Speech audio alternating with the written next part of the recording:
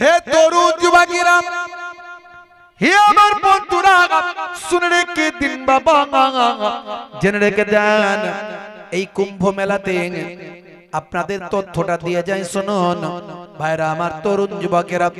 এত বিশাল ঘটনা ঘটে গেল, পরাক্রান্ত হৃদয় নিয়ে বলছি ভাই আমার, প্রত্যেকের জন্য আমরা শান্তি কামনা করি, প্রত্যেকের পরিবারের প্রতি সহানুভূতি জানাই।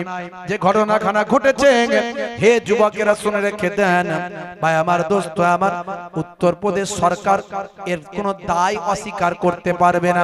এই ঘটনার পরে বহু ট্রেন বাতিল হয়ে গেছে, বহু মানুষ ভাই আমার অনাহারে অর্ধাহারে দিন কাটাচ্ছে, বহু মানুষ পথ ভুলে হারিয়ে গেছে, বহু পুত্র তার সন্তানকে তার পিতাকে পাচ্ছে না, বহু পিতা তার পুত্রকে খুঁজে পাচ্ছে না।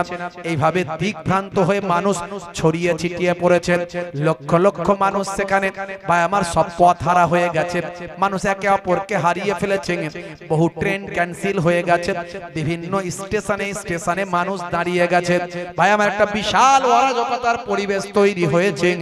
এই সময় মিডিয়া খুললে দেখতে পাবেন, হে তরুণ যুবকেরা, কুম্ভ মেলার পাশাপাশি যে মুসলিম গ্রামগুলো আছে, মুসলমানেরাও ভাই আমার মানুষকে সহায়তা করার কাজে, মুসলমানেরা মানুষের বিপদে পাশে দাঁড়ানোর কাজে, ইসলামের আদর্শ মাথায় নিয়ে সবচেয়ে আগে মানুষ মানুষের সেবা করবে, আগে মানুষ হিসাবে মানুষকে দেখবে, এই আদর্শকে মাথায় নিয়ে হে তরুণ যুবকেরা, হে আমার বন্ধুরা, কিতাবে বলা হয়েছে লা ইয়ারহামুল্লাহু মান লা ইয়ারহামুন নাস, যে মনুষ্য জাতির উপর দয়া করে না, মহান আল্লাহ তার উপর দয়া করেন না। মানুষ বিপদে পড়েছে, সেই কুম্ভ মেলায় মানুষেরা এসে, পুণ্যার্থীরা এসে তারা বিপদে পড়েছেন, তাদের পাশে দাঁড়াতে হবে। মুসলিম গ্রামগুলোতে হে তরুণ যুবকেরা, গ্রামের পর গ্রাম মুসলিম গ্রামবাসীগুলো হিন্দু ভাইদের ওই কুম্ভ মেলার পুণ্যার্থীদের নিজেদের বাড়িতে রেখে তাদেরকে খাওয়ানো, আপ্যায়ন, যত্নের কোনো ত্রুটি করছে না। এই আদর্শ ইসলাম দেখায়, এই আদর্শ মুসলমানরা দেখাতে পারে, জোরে হবে না? এটা ইসলাম দেখিয়েছে, এই আদর্শ মুসলমানরা দেখাতে পারে, এই আদর্শ সবাইকে দেখানো উচিত, সবাইকে দেখাতে হবে আদর্শ। ভাইরা আমার, তরুণ যুবকেরা আমার, হে তরুণ যুবকেরা, এই জন্যই বলছি আপনাকে, পৃথিবীর শ্রেষ্ঠ জীব আপনাকে আল্লাহ করেছেন, তার প্রমাণ আপনাকে দিতে হবে। আপনি যে শ্রেষ্ঠ, আপনি যে মহান, ইসলাম 1450 বছর ধরে এই আদর্শের প্রচার করছেন। আমার নবী আদর্শের প্রচার করেছে, জানেন আপনারা ভাইরা আমার, তরুণ যুবকেরা। একটা ছোট্ট উদাহরণ আপনাদের মাঝখানে দিন। হে মুসলমান, আল্লাহর নবী মসজিদে বসে আছেন, সাহাবায়ে কেরামদের নিয়ে ওয়াজ করছেন। এমন সময় দেখতে পাওয়া যায়, হে তরুণ যুবকেরা, হে আমার মুরব্বিয়ানেরা, শুনে রেখে দিন বাবা, জেনে রেখে দেন, হে মুসলমান, একটুখানি শুনে রাখুন। আপনারা উঠবেন না, ওনাকে নিয়ে ট্রিটমেন্টের জন্য যান বা পানি দেন, একটু আপনারা পানি দেন, ওদিকে নিয়ে যান, ওদিকে সরিয়ে নিয়ে যান, ওদিকে সরিয়ে নিয়ে যান, ওনাকে আস্তে আস্তে গিয়ে বসান, পানি দেন। উনি পড়ে গেছেন, ভয় পাওয়ার কিছু নাই, পড়ে গেছেন, আপনারা কেউ উঠবেন না। আমার কথা শুনেন, হে তরুণ যুবকেরা, কয়েকজন নিয়ে যান ওনাকে, কয়েকজন নিয়ে পানিতে পানি দেন, ওখানে মোটরসাইকেলে নিয়ে যান আর পানি দেন। উনি পড়ে গেছেন, চল থেকে পড়ে যেতেই পারে। ভাই কি ভাই পড়ে যেতে পারে না? আপনি পড়ে যান না, হয়ে যেতে পারে, তো কেউ উঠাউঠি করবেন না। হে তরুণ যুবকেরা, খুবই গুরুত্বপূর্ণ কথা, মনোযোগ দিয়ে শুনুন বন্ধুরা আমার। আল্লাহর নবী মসজিদে ওয়াজ করছেন, এমন সময় দেখতে পাওয়া যায়, উঠছেন কেন? কি হলো?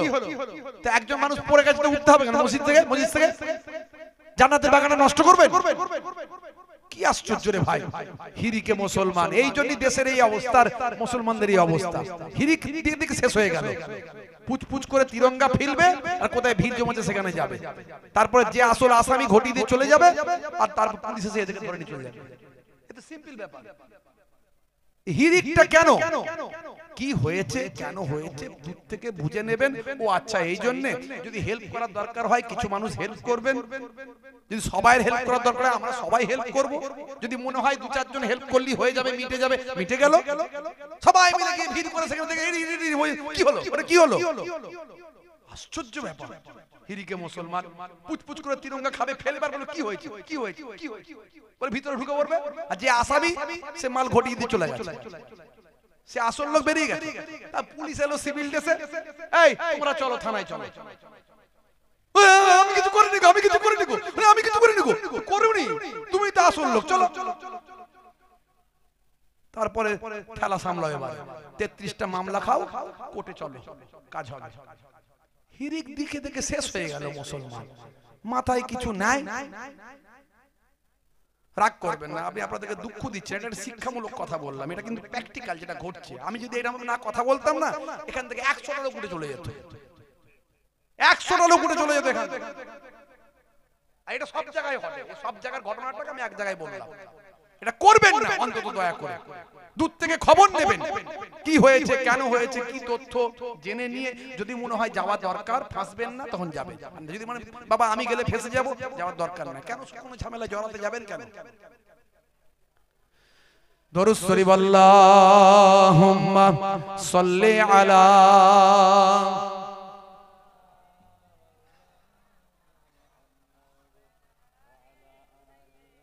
কমিটির ভাইরা একটু চা খাওয়াবে তো, কোথায় গেল?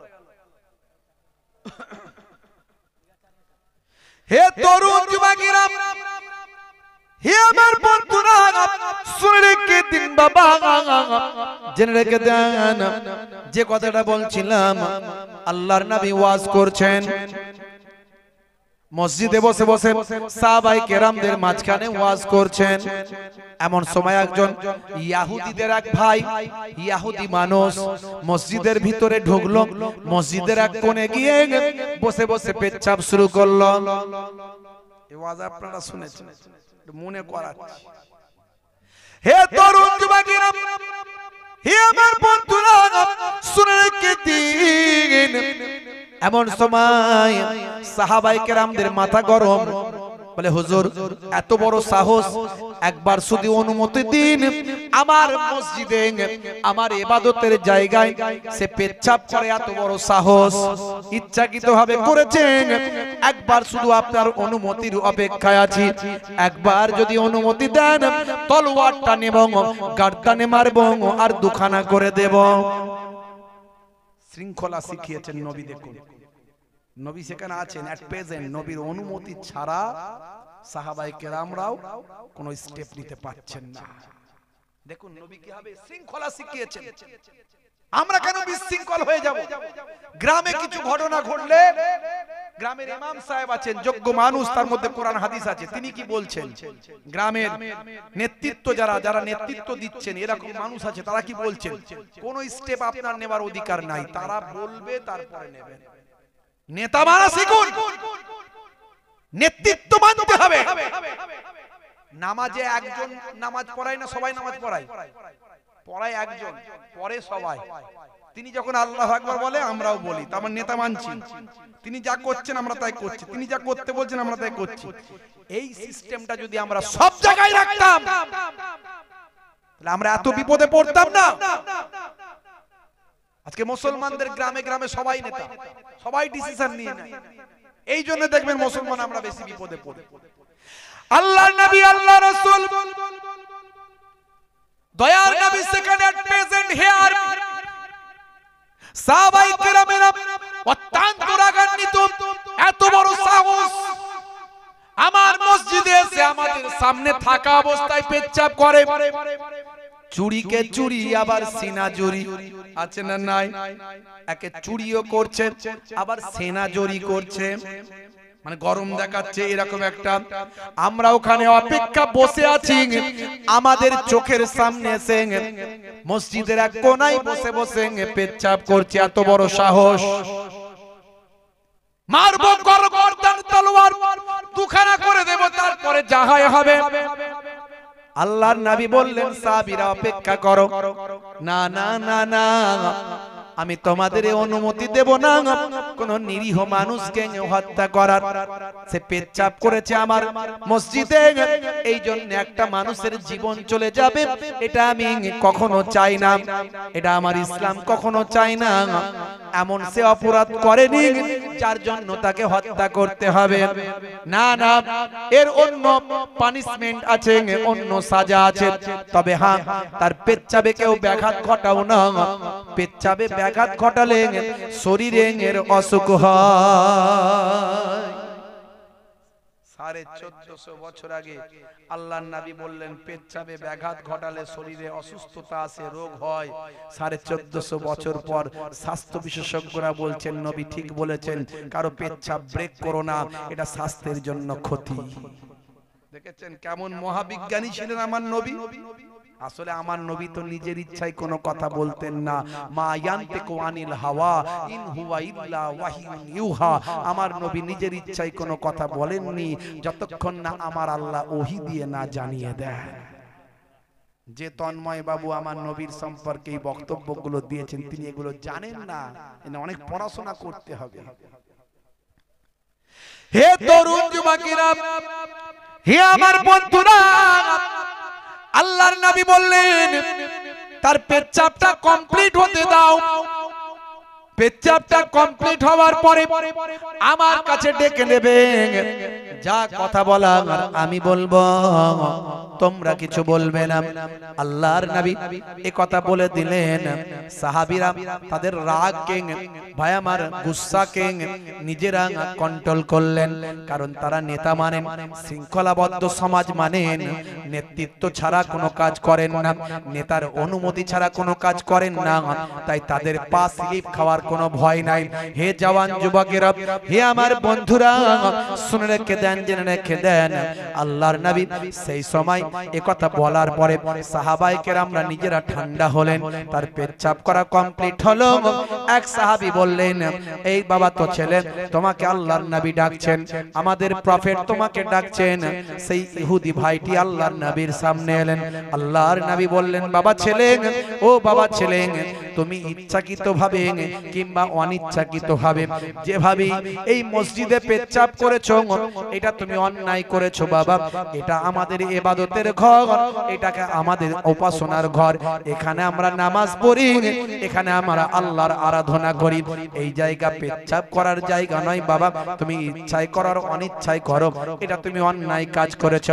তোমাদেরও যদি কোনো উপাসনা গৃহ থাকে, সেখানে যদি কেউ পেচ্ছাব করে, তোমার বড় খারাপ লাগবে কি লাগবে না? আমার সাহাবায়ে কেরামদের বড় খারাপ লেগেছে, তারা অত্যন্ত রাগান্বিত হয়েছে। আমি তাদেরকে থামিয়ে দিয়েছি, তোমার উপর আঘাত করতে নিষেধ করেছি।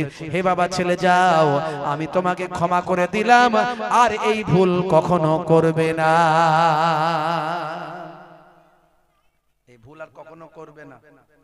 হে তরুণ যুবকেরা, হে আমার বন্ধুরা, কেউ যদি কোনো জায়গায় পেচ্ছাব করে দেয়, সেই জায়গা থেকে যদি মাটির হয়, মাটিটা কেটে ফেলে দাও, মাটিটা কেটে পরিষ্কার করে দাও। আর যদি কোনো পরিষ্কার জায়গা হয়, কোনো ভাই আমার মেজে হয়, সান হয়, সেই জায়গায় পানি দিয়ে 3 বার ধুয়ে দাও। তাহলে সামান্য অপরাধ, এই অপরাধের জন্য একটা মানুষকে হত্যা করা তার থেকে বড় অপরাধ।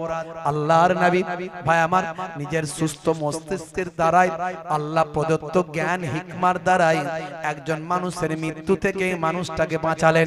এই বাঁচানোর পরে নবী বললেন, হে বাবা ছেলে, আর এই অন্যায় কখনো করবে না বাবা। এমন সময় ছেলেটি বলল, হুজুর, আমি একজন ইহুদিদের পণ্ডিত, বিভিন্ন ধর্মশাস্ত্র নিয়ে পড়াশোনা করেছি, আমি দেখেছি যিনি আখিরি জামানার পয়গম্বর হবেন, তার মধ্যে অনেক দয়া মায়া থাকবে, তিনি অনেক বড় বড় অপরাধকে ক্ষমা করবেন। আজকে আমি বিশ্বাস করলাম, আমি দেখতে চেয়েছিলাম আপনি আমাকে ক্ষমা করেন কি ক্ষমা করেন না, আপনি অরিজিনালি প্রফেট কি অরিজিনাল প্রফেট নন, আপনি সত্যিকারের নবী কি নবী নন। আমি আজ পরীক্ষা করার জন্য ঘটনাটা ঘটিয়েছিলাম। আমি বিশ্বাস করলাম আপনি অরিজিনাল, সত্যি সত্যি আপনি আখিরি জামানার পয়গম্বর। পড়িয়ে দিন মহাবাণী, মহাকালেমা, কালেমা শরীফ পড়ে সেই ইহুদি আমার নবীর শিষ্য হয়ে গেলে। জোরে হবে না? জোরে হবে না? পৃথিবীর বড় বড় ওয়াথার পণ্ডিতেরা, নায়ক গায়ক খেলোয়াড় প্লেয়ার আজকে কোরআন পড়ে নবীর শিষ্য, নবীর আদর্শ পড়ে নবীর শিষ্য।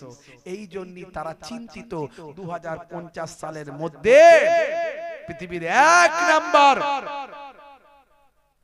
সবচেয়ে বেশি মানুষ যে রিলিজিয়াসকে প্রেম করবে, যে প্রফেটকে ভালোবাসবে, যে মহামানবের আদর্শ মানবে, সেই ধর্মের নাম হলো ইসলাম, সেই গ্রন্থের নাম হলো আল কোরআন, আর সেই মহামানবের নাম হলো মুহাম্মদ মুস্তাফা। জোরে বলুন সুবহানাল্লাহ সাল্লাল্লাহু আলাইহি ওয়াসাল্লাম।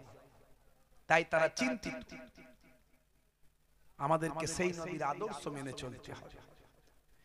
হে তরুণ যুবকেরা, হে আমার বন্ধুরা, আপনারা দেখেছেন কাবা ঘর, এই মাত্র কিছুদিন আগের কথা বলছি, ইন্টারনেটে ভাইরাল কাবা ঘর তওয়াফ করছে, তওয়াফ কাবা ঘর তওয়াফ করছেন একজন ব্যক্তি। তিনি ভাই আমার দুটো ইহরামের পোশাক পরে আছেন, একটা নিচে পরে আছেন, একটা উপরে পরে আছেন, কাবা ঘর প্রদক্ষিণ করছেন, তওয়াফ করছেন। বাবা এমন সময় ইন্টারনেটে তার ভিডিওটা, তার ছবিটা কেউ ধারণ করে ছড়িয়েছে। তার সারা গায়েতে, সারা ভাই আমার হাতেতে যতটুকু অংশ খোলা আছে, সেই খোলা অংশগুলোতে দেখা যাচ্ছে তার শরীরটা ট্যাটু করা। ট্যাটু করা এখনকার যুবকেরা, মুসলমান ঘরের ছেলেরা ট্যাটু করছে, আছে না নাই? হ্যাঁ, ট্যাটু আছে না নাই? গায়ে হাতে ট্যাটু আঁকা, হেঁটে চলে আঁকা বাঁকা, গায়ে হাতে ট্যাটু আঁকা, হেঁটে চলে আঁকা বাঁকা, কাছে গেলে দেখা যায় সুস্থ ছেলে না।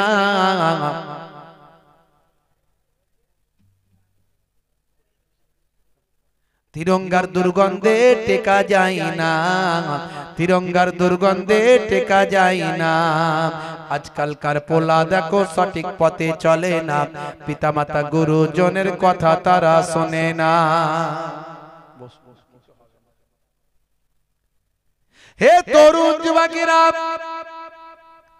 হে আমার বন্ধুরা, হে আমার মুরব্বিয়ানিরা, শুনে রেখে দিন বাবা। হে মুসলমান, আজকে যুবকেরা ট্যাটু করেন। এই ট্যাটু করা মানে হলো রং করা। কিছু আছে রং করা যেগুলো শরীরে ট্যাটু রং করে, আবার কিছু আছে শরীরকে বাবা পুড়িয়ে দিয়ে, শরীরকে পুড়িয়ে ট্যাটু করা হয়। কিছু আছে মেডিসিন দিলে রং গুলো উঠে যায়, কালার গুলো উঠে যায়। আবার কিছু আছে ফিক্সড হয়ে যায় জীবনে মৃত্যু পর্যন্ত, সেই শরীর থেকে ওই ফিক্সড করা ট্যাটু গুলো, দাগ গুলো আর ওঠে না। ভাইরা আমার, তরুণ যুবকেরা আমার, ইন্টারনেটে ভাইরাল হয়ে গেছে যে ব্যক্তির ছবি, যে ব্যক্তির ভিডিও, হে যুবকেরা, নিউজ হয়েছে, খবর হয়েছে, তিনি আর অন্য কেউ নন, তিনি হলেন আমেরিকা যুক্তরাষ্ট্রের বিখ্যাত একজন ব্লগার।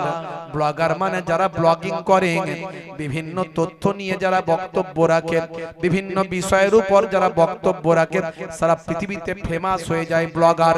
এই আমেরিকা যুক্তরাষ্ট্রের ভাই আমার বিখ্যাত ব্লগার, তার নাম হলো মিস্টার জোসেফ। হে তরুণ যুবকেরা আমার, মিস্টার জোসেফকে জিজ্ঞাসা করা হলো, হে মিস্টার জোসেফ, আপনার গায়ে হাতে ট্যাটু, এই অবস্থায় কেন আপনি বাইতুল্লাহ তওয়াফ করছেন? Are you Muslim? বলল ইয়েস, আই অ্যাম মুসলিম। কি করে আপনি মুসলিম হলেন? আর গায়ে হাতে ট্যাটুই বা কেন আপনার? বলুন, ট্যাটু তো ইসলামে হারাম, এই রং করলে তো আপনার নামাজ হবে না, ওযু হবে না। শুনুন, এগুলো আমার ফিক্সড করা, যেগুলো আমার তোলার চেষ্টা করেছি, তুলতে পেরেছি সেগুলো তুলেছি, এগুলো আর তোলার ক্ষমতা নাই, তাই এগুলো নিরুপায়। এর ওপরই আমি ওযু করি, এর ওপরই গোসল করি। আমার জন্য আলেম ওলামারা বলেছেন, আমার জন্য বর্তমান পজিশন পজিশনে এই সিচুয়েশনে আমার জন্য জায়েজ। শুনে রেখে দেন, আপনি কেন মুসলিম হলেন, আপনি কেন ইসলাম গ্রহণ করলেন?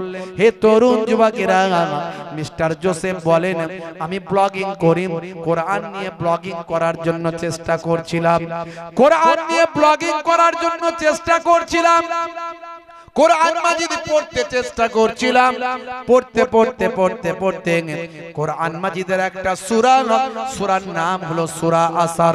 এই সূরায় গিয়ে আমি অবাক হলাম, আমি আশ্চর্যান্বিত হলাম। এই সূরা নিয়ে আমি বারবার গবেষণা করে আমি দয়ার নবীর শিষ্য হয়ে গেলাম। বলে বিষয়টা কি খুলে বলুন? বলে এই সূরাতে আল্লাহ ভাই আমার সময়ের কসম করেছে, আসর ওয়াল আসর ইন্নাল ইনসানা লাফি খুসর, নিশ্চয় মানুষ ক্ষতিগ্রস্ত। আল্লাহ বলছেন আমি আসরের কসম করছি, সময়ের কসম করছি। সময়ের কসম করে আল্লাহ বললেন মানুষ ক্ষতিগ্রস্ত, নিশ্চয় মানুষ ক্ষতিগ্রস্ত। আমি অবাক হয়ে গেলাম, আল্লাহ এত কিছুর কসম না খেয়ে সময়ের কেন খেলেন? পরে দেখলাম সময়ের থেকে মূল্যবান আর কিছু হতে পারে না।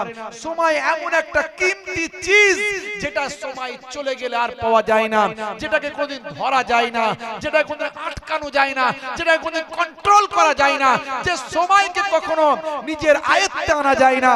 আল্লাহ সেই সময় নিয়ে কসম করে বললেন, আমি সময়ের কসম করে বলছি, ইন্নাল ইনসানা লাফি খুসর, নিশ্চয় ইনসান মানুষ ক্ষতিগ্রস্ত। আমি অবাক হয়ে গেলাম, তাহলে আমি ক্ষতিগ্রস্তদের মধ্যে আছি। আমি নিজেকে নিয়ে গবেষণা শুরু করলাম, আমি হারিয়ে গেলাম, আমি ভাবুক হয়ে গেলাম, আমি ভাবতে শুরু করলাম, সময় নিয়ে গবেষণা করতে শুরু করলাম। ইল্লাল্লাযীনা আমানু ওয়া আমিলুস সালিহাত, নিশ্চয় যারা ঈমান এনেছে এবং সেই মতো আমল করেছে, ওয়াতাওয়াসাউ বিল হক ওয়াতাওয়াসাউ বিস সাবর, এবং যারা হকের পথে থেকেছে, সবর করেছে, ইল্লা মানে তারা ব্যতীত তারা ক্ষতিগ্রস্ত নয়। যারা ঈমান এনেছে এবং সেই মতো হক আমল করেছে, হকের পথে থেকেছে এবং ধৈর্যশীল বান্দাদের পরিচয় দিয়েছে, আল্লাহ বলছেন তারা ব্যতীত তারা ক্ষতিগ্রস্ত নয়, তারা ছাড়া সমস্ত মানুষ ক্ষতিগ্রস্ত। আমি আসরের সময় কসম করে বলছি, জোরে বলুন সুবহানাল্লাহ। এই সূরা পড়ে আমি মিস্টার জোসেফ আমি অবাক হয়ে গিয়ে আমি আল্লাহর কোরআনকে বিশ্বাস করলাম, দয়ার নবীকে বিশ্বাস করলাম, নবীর নামে কালেমা পড়ে আমার নামটা ইব্রাহিম রেখে দিলাম। জোরে হবে না? আরে জোরে হবে না? আমার তরুণ যুবকেরা, আমার মুরব্বিয়ান, হে তরুণ যুবকেরা, হে আমার বন্ধুরা, শুনে রেখে দিন বাবা, জেনে রেখে দেন, সেই কোরআন মাজিদ আজকে পড়ে সারা পৃথিবীর মানুষ জ্ঞান অর্জন করছেন। সেই কোরআন মাজিদ আপনি ভুলে যাবেন না। কোরআন মাজিদের একটা অ্যাপ ডাউনলোড করুন মোবাইলে। কোরআন মাজিদ জীবনে একবার অন্তত, আরবি যদি নাও আপনার পড়ার ক্ষমতা থাকে, এখন উচ্চারণওয়ালা কোরআন মাজিদ মোবাইলে ডাউনলোড করুন। উচ্চারণওয়ালা কোরআন মাজিদটা উচ্চারণ বাংলায় করে করে পড়ুন। তার তলাতেও অনুবাদ থাকবে, অর্থ থাকবে বাংলায়, সেটা বাংলায় পড়ুন। পড়ে অন্তত জীবনে একবার কোরআন মাজিদ খতম করুন। অন্তত মৃত্যুর আগে আপনার মনের শান্তি পাবেন যে আল্লাহ প্রদত্ত কিতাব, সেই কিতাবটা আমি একবার জীবনে শেষ করেছি। আল্লাহর কিতাব, পৃথিবীর মানুষের লেখা অনেক কিতাব পড়েছে, আর আল্লাহ প্রদত্ত কিতাব জীবনে কোনোদিন শেষ করতে পেরেছেন? একবার কোরআন মাজিদ পড়ুন। মোবাইলের অ্যাপে আপনার অনেক কিছু আছে যেগুলো থেকে গোনা ছাড়া নেকি পাবেন না। হাস্য, কৌতুক, আনন্দ, ফুর্তি, অশ্লীল ভিডিও, অশ্লীল ছবি, বিভিন্ন রকম গেম, বিভিন্ন রকম গেম এখন কোম্পানি দিচ্ছে, খালি বলছে গেম লোড করো, যাতে করে তোমাদের মাথাটা খারাপ হয়ে যায়, ভালো কিছু ভাবনা, ভালো কিছু চিন্তা না করতে পারো। সমাজে অনেক কিছু অবিচার, অন্যায় হয়ে যাবে, তোমার মাথায় কিছু থাকবে না। বুঝতে পারছেন? খালি বলছে তোমরা গেম লোড করো। মুকেশ আম্বানি এশিয়ার কয়েক নাম্বারের মধ্যে একজন ধনী। বুঝতে পারছেন ভাইরা আমার, তার ছেলের বিয়ে দিল কদিন আগে অনন্ত আম্বানি, আর তারপরে অ্যাড করছে মোবাইল খুললি আমার ছেলের বিয়ের খুশিতে এই গেমটা দেওয়া হয়েছে, এই গেমটা যদি ডাউনলোড করো অনেক ইনকাম করতে পারবে। বাপও বলছে ইনকাম করতে পারবে, মা নীতা আম্বানি সেও বলছে ইনকাম করতে পারবে, ছেলেও বলছে আমার বিয়ের খুশিতে এটা দেয়া হয়েছে, তোমরা খেললে অনেক ইনকাম করতে পারবে। সেখানে আবার সাথ দিল শাহরুখ খান, সে বলছে আমিও খেলি, তার খেলার সময় আছে। সেখানে আবার অ্যাড করতে শুরু করলো সচিন টেন্ডুলকার, সে বলছে আমিও খেলি, তোমরা খেলো। হাই রে হাই, তাদের খেলার সময় আছে? খালি একটাই উদ্দেশ্য, সাধারণ গরিব ঘরের ছেলেগুলোকে বোকা বানানো, এদেরকে বোকা বানিয়ে নেশাখোর, পাত্তাখোর, গেমখোর করে রাখা।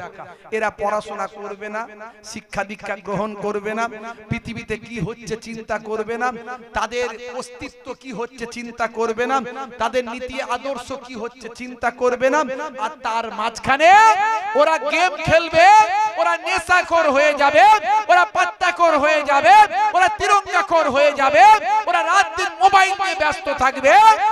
আর আমরা ওদের বাপ 14 পুরুষের রেখে যাওয়া, হাজী মোহাম্মদ মহসিনের রেখে যাওয়া ফান্ড, ওদের 14 পুরুষের রেখে যাওয়া সম্পত্তি, কোটি কোটি কোটি কোটি টাকার সম্পত্তিগুলোকে আমরা আত্মসাৎ করে নেব।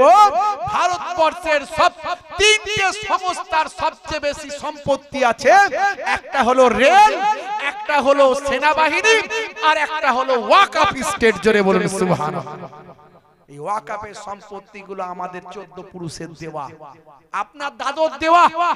আপনার দাদু আল্লাহওয়ালা মানুষ ছিল, তার সম্পত্তি অনেক ছিল, 200 বিঘে। চিন্তা করলাম আমার 2 বিঘে দিতে কাজ হয়ে যাচ্ছে, 2 বিঘে দিতে আমার কাজ হয়ে যাচ্ছে, আমার ছেলে পুলেও তেমন কেউ নাই, তা আমার জন্য 10 বিঘে রাখি।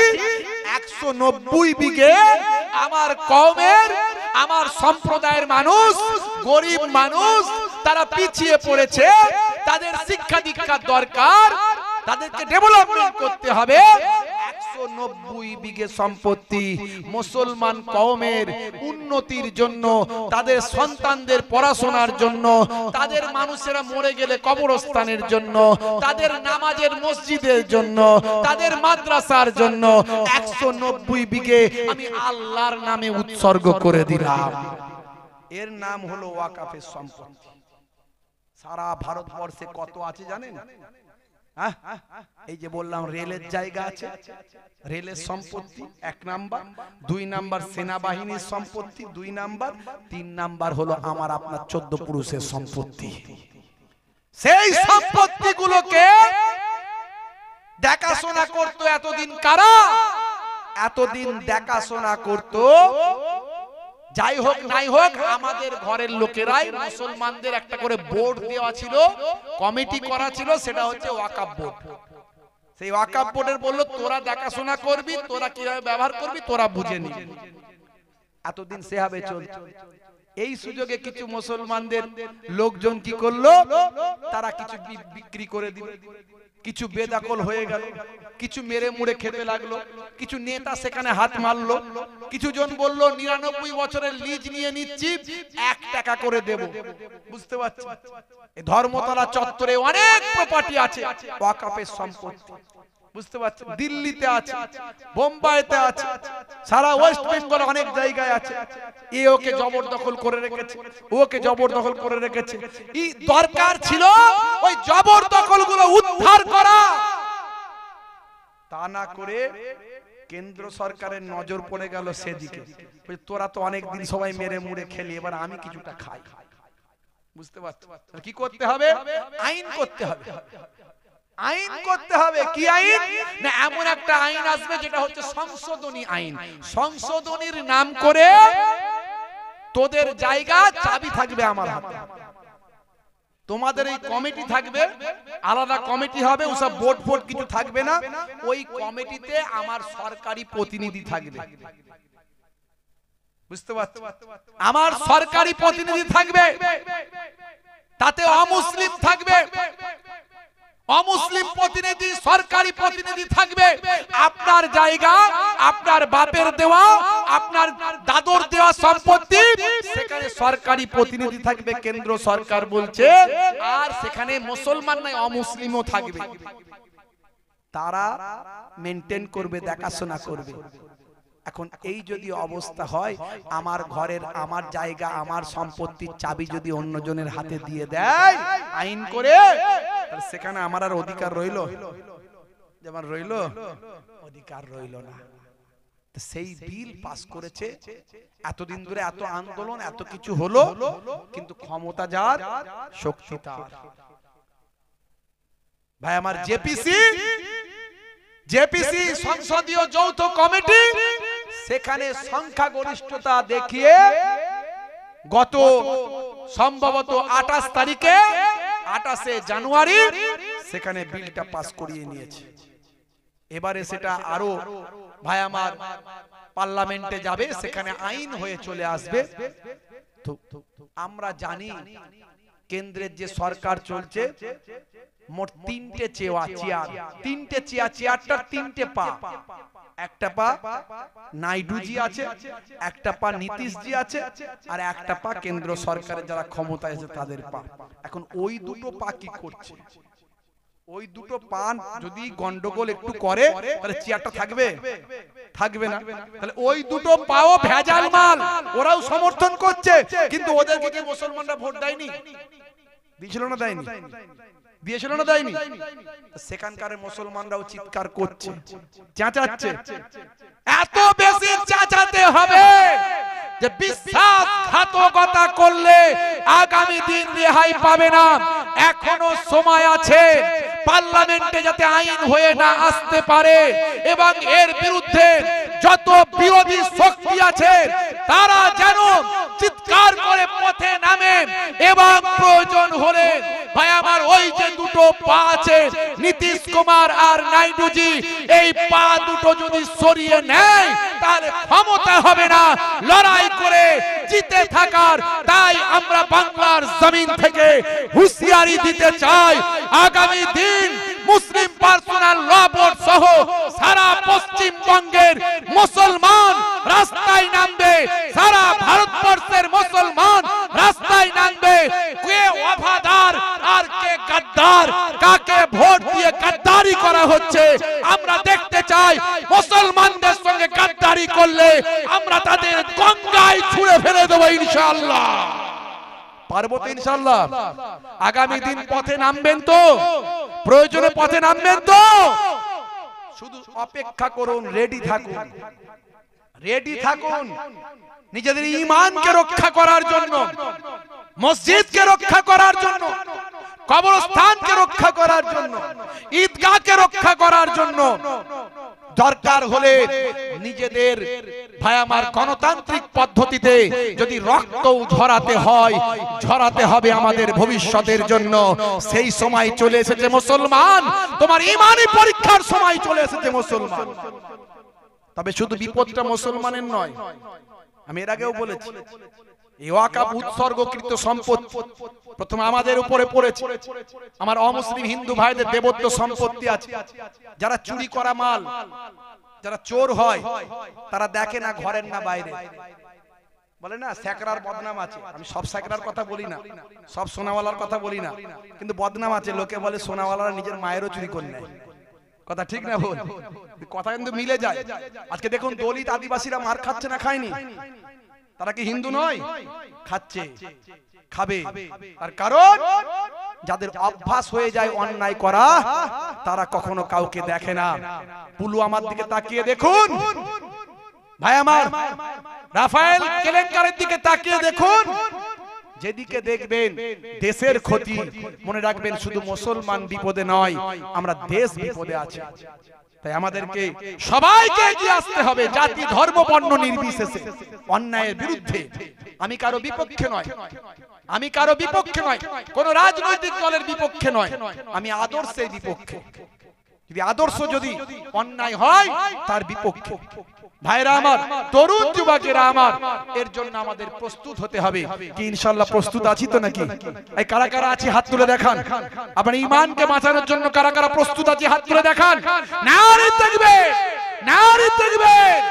মাশাআল্লাহ, এই যে হাজার হাজার মানুষ, আমরা যদি প্রস্তুত থাকতে পারি ইনশাআল্লাহ আগামী দিনে একটা ভালো ফল আসবে। যে সমস্ত বিরোধী দলদেরকে আমরা ভোট দিয়েছি, তারা যদি এই সময় আমাদের পাশে না দাঁড়ায়, তাহলে আমাদের চিনে নেওয়ার সময়, আমরা চিনে নেব এবং আগামী দিন ভাববো মুসলমানরা কার পাশে থাকবো আমরা। মুসলিম পার্সোনাল ল বোর্ড নেতৃত্ব দিচ্ছে, মুসলিম পার্সোনাল ল বোর্ডকে আমরা নেতা মেনেছি। তারা যেভাবে আমাদের গাইডলাইন দেবে, পশ্চিমবঙ্গের সমস্ত মানুষকে আমাদের সেইভাবে মানতে হবে। কারণ এক্ষেত্রে নেতা না মানলে আমরা বিপদে পড়বো। আমরা সবাই আন্দোলন করব গণতান্ত্রিক পদ্ধতিতে, কিন্তু নেতার নেতৃত্ব মেনে, এটা মাথায় রাখবেন ভাইরা আমার। যাই হোক, তরুণ যুবকেরা আল্লাহ আমাদের শ্রেষ্ঠ মানুষ করেছে, আশরাফুল মাখলুকাত বানিয়েছেন। আলহামদুলিল্লাহি ওয়া কাফা ওয়া সালামুন আলা ইবাদিহিল্লাযিনা ইসতাফা। আম্মা বাদ, ফায়া আইয়ুহাল ইখওয়ান রাহমানা ওয়া রাহিমাকুমুল্লাহ, ইন্নাল্লাহা ওয়া মালাইকাতাহু ইউসাল্লুনা আলান নবী ইয়া আইয়ুহাল্লাযীনা আমানু সাল্লু আলাইহি ওয়া সাল্লিমু তাসলিমা। আল্লাহুম্মা সাল্লি আলা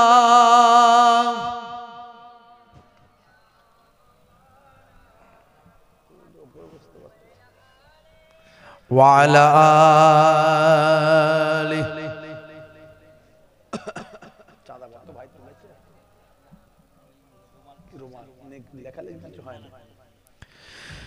আমি গোলাম তোমার,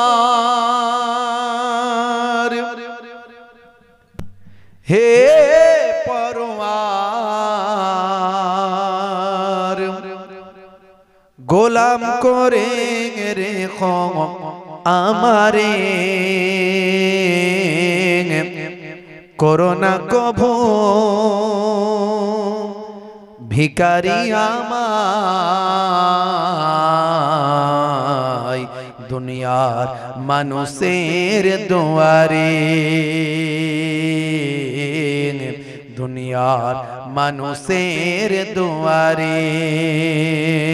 আল্লাহুম্মা সাল্লি আলা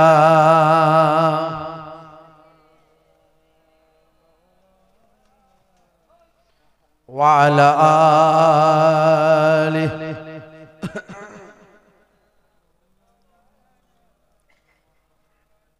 खालिक मालिक अल्लाह है, बस अल्लाह है। खालिक मालिक अल्लाह है, बस अल्लाह है। अल्लाह अल्लाह अल्लाह अल्लाह अल्लाह अल्लाह अल्लाह अल्लाह अल्लाह। अल्लाह नामे जिक्र अल्लाह अल्लाह अल्लाह अल्लाह। অন্তর থেকে জোরে সোরে আল্লাহ আল্লাহ আল্লাহ আল্লাহ আল্লাহ अल्लाह अल्लाह अल्लाह अल्लाह। सारे निज़ामे हस्ती बोलो किसका है,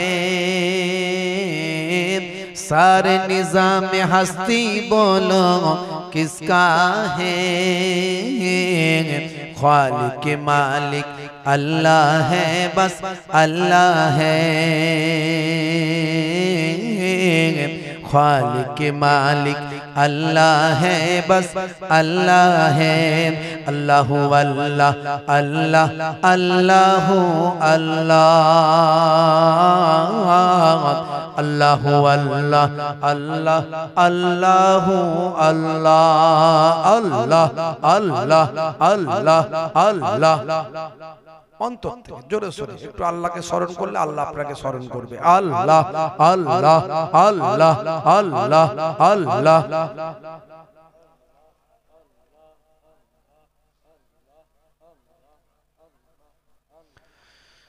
माँ के पेट में जान मांगे देता है,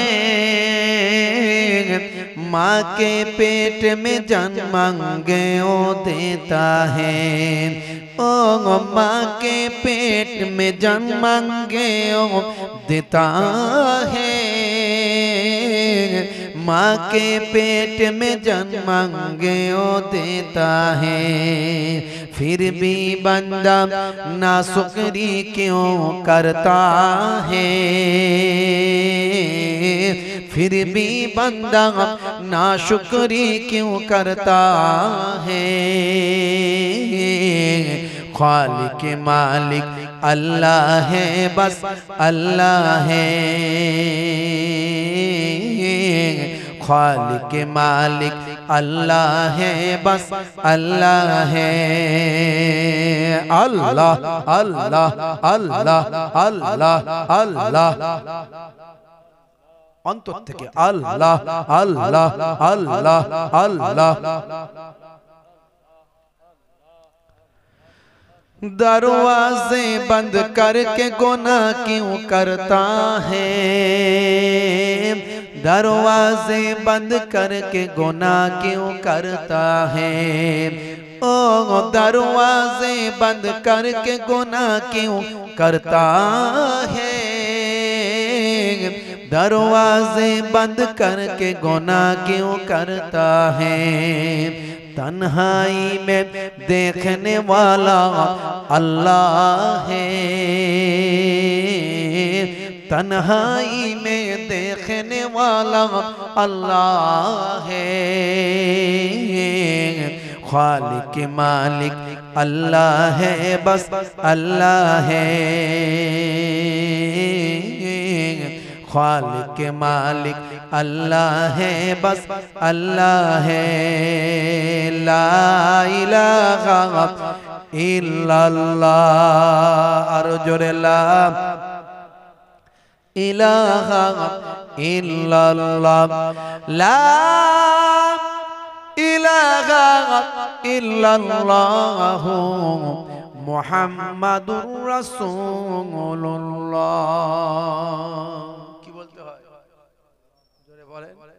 সাল্লাল্লাহু আলাইহি ওয়াসাল্লাম।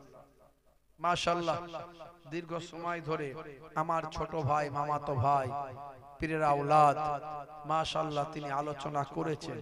কি গো আপনাদের তো মোটামুটি মাশাআল্লাহ চাহিদা সব পূরণ হয়ে গেছে, আর আমি তো পুরানো মানুষ, বিগত কয়েক বছর ধরে আসছি, কি আমাকে হয়তো আর ভালো লাগছে না। আমি এসেছি, আপনারা খুশি না বেজার? খুশি। আচ্ছা এবারে বলেন কারা কারা খুশি নয় হাত তোলেন তো দেখি। অনেকগুলো লোকই হাত তুলেছে। কি জি, তার মানে আপনারা খুশি নয়, তাই তো নাকি? না হুজুর, একটু মিস্টেক হয়ে উঠে গেছে হাতটা, তাই তো। আসলে রাত হয়েছে, আমি বুঝি। কি জি, রাত হয়েছে এটা আমি বুঝি, তো সেই জন্য খুব লম্বা চওড়া নয়, খুব বেশি সময় নয়, অল্প কিছু সময় আলোচনা করে শেষ করব। আল্লাহ করে আপনারা এই রাজাপুর এলাকার মানুষ, আশপাশের মানুষ, খুব মহাব্বতের মানুষ, আমার খুব ভালোবাসার মানুষ, আপনারা ভালোবাসেন, তো আপনাদের কাছে কিছু বার্তা দেওয়ার আছে। খুব কঠিন বিপদের মধ্যে দিয়ে আমরা যাচ্ছি, আপনারাও খুব বিপদের মধ্যে আছেন, কিন্তু অনেকে খোঁজ খবর জানেন না বলে কিছু বুঝতেই পারছেন না, কিছু বুঝতেই পারছেন না। কবরস্থান আপনার তো, আপনার বাপের দেওয়া জায়গা, তাই তো নাকি? আপনার দাদুর দেওয়া জায়গা, আপনার চাচার দেওয়া জায়গা, কবরস্থান আপনার, কিন্তু চাবি থাকবে কেন্দ্র সরকারের হাতে। তাদের লোক আসবে, এখানে থাকবে। আপনি যখন আপনার দাদু মরে যাবে, বাপ মারা যাবে, তাদের কাছে গিয়ে বলবেন, স্যার চাবিটা খুলে দিন, আমার দাদুকে একটু দাফন করব। বলে এখন আমার টাইম নাই, আমি এখন একটু রেস্টে আছি, তোমার দাদুকে ডেড বডিটাকে বাইরে রাখো, আমাদের লোক ঘন্টাখানেক পরে যাবে, তখন খুললে তখন ঢুকবে। তা আপনার জায়গা, আপনার সম্পত্তি, চাবি থাকবে তাদের হাতে। তাহলে কি রকম কঠিন বিপদে আছি বুঝতে পারছেন তো।